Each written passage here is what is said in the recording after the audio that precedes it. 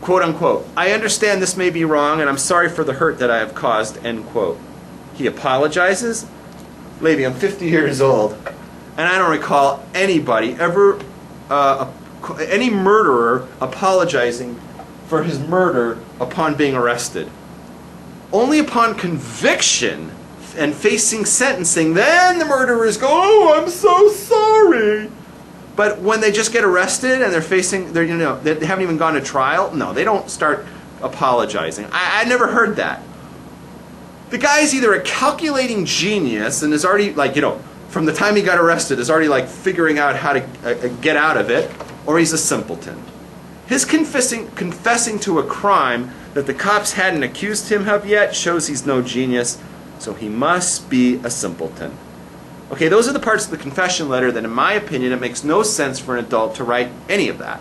But when I pictured it being told by a little boy, suddenly it reads smoothly. Little kids are notorious for telling wild stories, lying, cover things up by doing more bad things, panicking about being caught, not realizing how bad certain consequences to their actions will be, and apologizing for everything afterward. So I was already thinking that since the accused is in his 30s, therefore he's likely retarded. But wait, there's more. Then I read Levi Aron's ex-father-in-law say, quote unquote, "I gather he went to Hebrew school but wasn't smart enough and dropped out." End quote. Bingo, that's the final clue. Levi Aron fits the petty mold. He got bar mitzvah, went to shul, kept mitzvahs he understood at his very low level of intellect, but he wasn't smart enough to comprehend very much of what he was taught and didn't understand most mitzvahs. I'm going to guess his mental condition was not detected by the schools he attended, and he was never given the type of special education he needed, and he dropped out. That is further evidenced by Sam Lowy, one of Aaron's co-workers, who said, "He's not social. You didn't get a chance to get into Levi Aron's social life. He did what he did, and then he went home."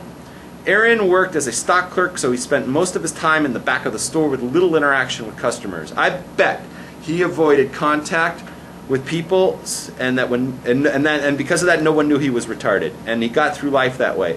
I have been told that New York, years ago, cut a lot of funding for care of the mentally handicapped. It is quite plausible that someone retarded easily grew up without ever being treated and detected, and they were never given the proper care they required. Look at us. Yes, we slipped through the cracks. As a side point, Don't let your kids. Don't let your kids grow up to be like us. As a sad point, this is what happens, folks, when you cut funding for the programs. They will come back to bite you in the butt. And the only time you'll care about the mentally challenged is only after they kill someone, and then you'll call for their deaths. So how about taking a proactive approach, everybody, and helping the handicapped early on and preventing such tragedies? In conclusion, according to the words of Rav Auerbach, in my opinion, based on everything I've read about Levi Aron, he is a shoita, he's a fool, that either didn't fully comprehend the prohibition of murder and therefore was never required to obey that prohibition, or he did fully comprehend it and was required to not murder, but nevertheless he cannot be punished for his failure to obey it. Either way, if I'm correct and he is a shaita, then he must not be punished and he must not be considered evil. Until I'm proven to be incorrect when a beis din determines that he is not a petty, until then we must give the accused the benefit of the doubt and treat him as a petty and never consider him evil, nor a monster, nor a creep, nor seek punishment for him, God forbid. And we must stand up for him against the angry lynch mob of emotional Jews who ignore Torah and don't give him the benefit of the doubt and call for his death. It saddens me to no end to read so many otherwise from Jews demonizing Levi Aron and labeling him as evil and as a monster and saying that God needs to bring justice against him. Those Jews spew senseless hatred and ignorance. They need to be quiet. They need to listen to what I'm teaching right now, and all of their emotional outbursts must be ignored. The same Torah, Levi, the same Judaism that says to keep Shabbos and eat kosher also says that the petty and the shota must be treated like the cotton, meaning that just as we wouldn't call for the execution of a 5-year-old murderer, we cannot call for the execution of a 35-year-old with the brain of a 5-year-old. We must give Levi Aron benefit of the doubt, and there is no room in Torah to say otherwise. Even if it is determined later that he is not exempt from mitzvahs, and he's not a shaita, and he's not a petty, it makes no difference to us now. I repeat, it makes no difference now. Because until then, we must treat him as innocent until proven guilty. I want to say to all members of Chabad Lubavitch and all of the friends of Shalom Rubashkin that watch our show, and I know there are many, if you can stand up and support Rubashkin, who is obviously not a shaita, he's not exempt from mitzvahs, and no one in the Jewish community has ever called for his death, then you have no excuse. How much more so, you must show support and stand up for Levi Aron, who is very likely a petty and is being persecuted by fellow Jews that want him dead. Think about it. Finally, instead of posting photos on Facebook of the dead child, which has become the trendy thing for Jews to do, what the community should be doing right now is using their energies to trying to prevent this tragedy from happening again. The frum world needs to take a hard look, Levi, at its horrible failure of dealing with members that have mental problems. That's us. And that's us. And giving to them, we need, and they have a terrible track record of giving to them the care that they need, rather than marginalizing them and just hoping they'll go away and die somewhere. According to Aaron's ex-wife, he was very lonely because he was rejected by his own community, Levi. He was ostracized because he wasn't born into religious life. He was like a Baal Tshuva, right? And because he was slow meaning he's retarded, and because he was low income, he wasn't a big earner, Levi. He was not considered a prospective future son-in-law. Sounds like us. That's us. The community, the community was prejudiced to people like Levi and all others with mental problems without trying to help them, she said. In other words, the frum world said, oh, well, he doesn't make that much money and he's kind of stupid, so we'll just, nobody should marry him and just hope he goes away and dies. So what happened? He came back and bit them in the ass. Bingo, that's not surprising to read, I say. The frum world loves to marginalize everyone that doesn't fit the mainstream.